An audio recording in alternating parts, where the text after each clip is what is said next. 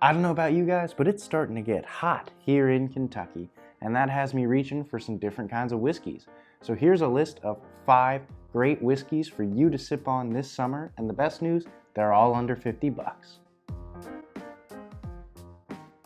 Hey everybody, welcome back to another episode of the Bourbon Hutch, and thanks so much for joining me on this journey through the world of whiskey. Like I said in the little intro, we are going to be taking a look at 5 whiskeys I think are great summer sippers.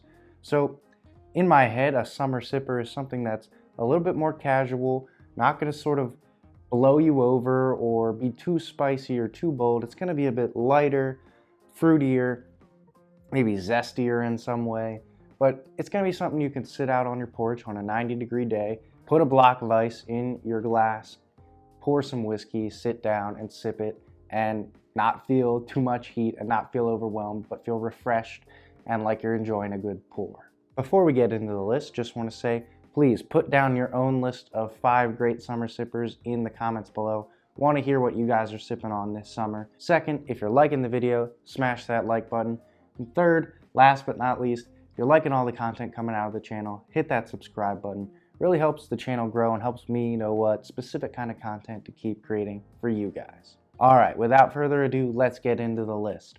Number 1, summer sipper. This is something that's actually been one of my go-tos recently that I've been reaching for more often, and that is Wild Turkey Long Branch.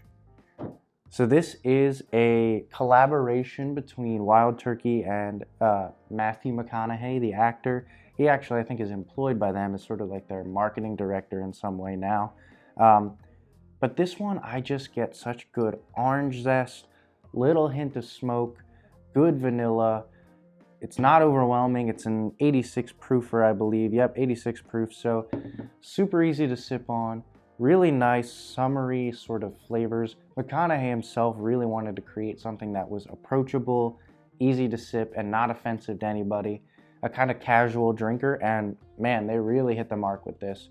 And I've been going to this a lot just because I really like that orange zest kind of kick to it. All right, bottle number 2 is another one I've turned to recently, though it is a little bit harder to find for sure, and that is Weller Special Reserve.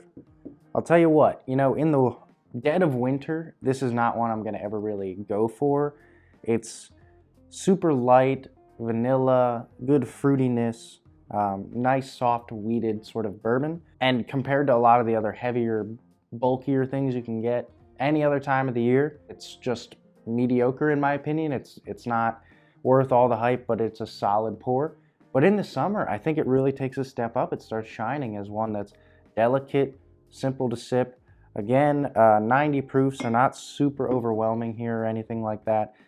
Holds up well to a nice block of ice, and it's got a little bit of spice there still left over, so it's not like you're drinking nothing coming out of the glass. There's some good flavor and spice. So Weller Special Reserve is one in the summer that I've seen starting to shine a little bit here, which is really cool. All right, bottle number 3, a tried and true favorite for me, Evan Williams Single Barrel.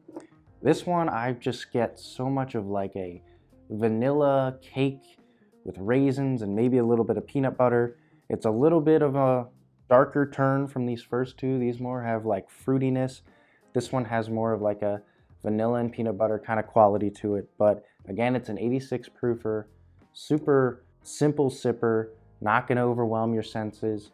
Could stand up to a block of ice. But more than that, it's just delightfully flavorful for something that's like 30 bucks and, a single barrel product that's 8 years old. It's really, really nice. I know that rumors have been going around that this is going to be basically a Kentucky only release now, which is very sad for anybody who doesn't live in Kentucky. Fortunately, I do. So still going to be able to get my hands on this, but really, really quality thing and really good for summer. All right, so the next bottle here, we are looking at something that's just a little bit down, a different track, jumping up a little bit in proof, and we're getting a little more spice and rye in the mix, and that is Wilderness Trail.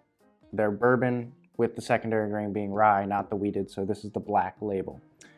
This is technically a bottled and bond product, good age on it, so 4 to 5 years old, sweet mash, and they put their distillate in the barrels at a lower proof than most other distilleries. It's usually around like 110, I think. So that's gonna keep a lot of those flavors. It's non-chill filtered, so you're getting something a little heftier in the mouth, a little bit more rounded.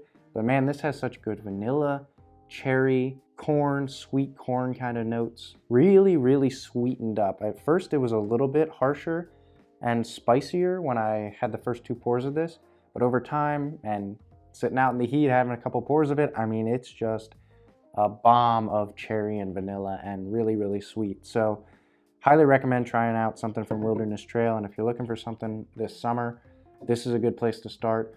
Though I'm sure, I haven't had the wheated, but I'm sure that that is another really nice sipper for the summer, given that it's probably a little bit even softer and sweeter. All right, well, that is a good segue into our last bottle. This one is a kind of unique bottle, one I've featured on the channel before, and one that I've sort of circled back to this spring, and as we get into summer here, been looking forward to sipping more on it, which is Redwood Empire Lost Monarch. This is technically a boo rye, so it's a mix of bourbon and rye. On the bottle here it says blend of straight whiskeys, at least 3 years old. So the ryes are at least 3, the bourbons might be a little bit older. But man, this has such good lemon, honey, but then some of that good like spiciness and darker notes like caramel and vanilla and some brown sugar from the bourbon side. The rye also shines forward.